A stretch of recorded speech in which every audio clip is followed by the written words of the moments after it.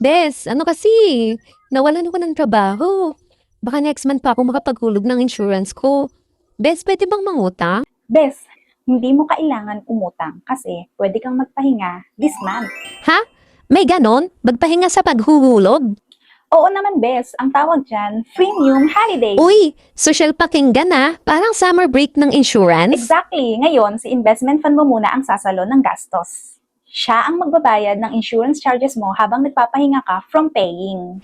Wow! So protected pa rin ako kahit hindi ako nagbayad ngayong Yes, buwan? pero tandaan, habang hindi ka nagbabayad, nababawasan ang fund value mo kada buwan.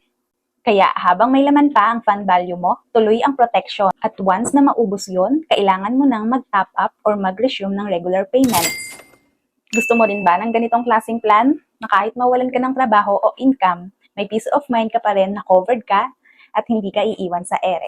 Message me now para sa libreng financial check-up at para next time, ikaw naman ang magkaka-premium holiday kapag kailangan mo.